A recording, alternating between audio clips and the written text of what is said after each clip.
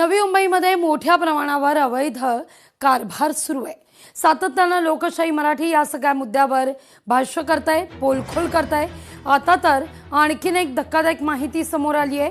Dance bar नंतर आता नवी मुंबईत मोठ्या प्रमाणावर अनधिकृत जुगार ऑनलाईन गेमिंग झोनच्या आडून सुरू आहे।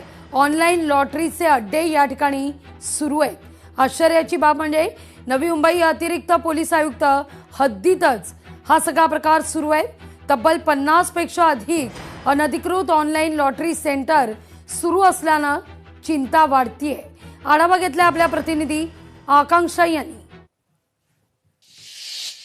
नवी मुंबईमध्ये सुरू असलेल्या अनेक अवैध धंद्यांची पोलखोल ही लोकशाही मराठीने सातत्याने केलेली आहे। आता आणखी एक धक्कादायक माहिती समोर आलेली आहे, ते म्हणजे नवी मुंबईतील नेरूळ परिसरामध्ये मोठ्या प्रमाणात जुगाराचे अड्डे आहेत आणि त्याची देखील व्हिडिओ किंवा पोलखोल लोकशाही मराठी आज आपण करताना आपल्याला पाहायला मिळतं। आपण सध्या नेरूळ येथील या रेल्वे स्टेशन परिसरामध्ये आहेत आणि याच रेल्वे स्टेशन परिसरामध्ये एक रॉयल किंग व्हिडिओ गेम असं या नावाने एक शॉप आहे आणि याच्या आतमध्ये जुगाराचा अड्डा चाललेला असतो। अनेक यामुळे कुठेतरी संसार उद्ध्वस्त झाल्याचं आपल्याला पाहायला मिळत आहे आणि त्यामुळेच कुठेतरी अनेक ही माहिती जर लोकशाही मराठीच्या हाती येत असेल तर मग पोलीस प्रशासनाच्या हाती ही माहिती का जात नाही असा संशय देखील व्यक्त करण्यात येत आहे। या ठिकाणी जर आपण पाहायला गेलं तर नवी मुंबई परिसरामध्ये हा एकच शॉप नाही आहे, तर या ठिकाणी अनेक 5 जे अड्डे आहेत जुगाराचे, त्यामध्ये जर किरण बार समोरील जी गल्ली आहे साईबाबा मंदिर, तिथे देखील रमेश या व्यक्तीचा जुगाराचा अड्डा आहे। त्यानंतर दीपिका बार समोर देखील आहे, त्या ठिकाणी राजेश नावाचा एक व्यक्ती हा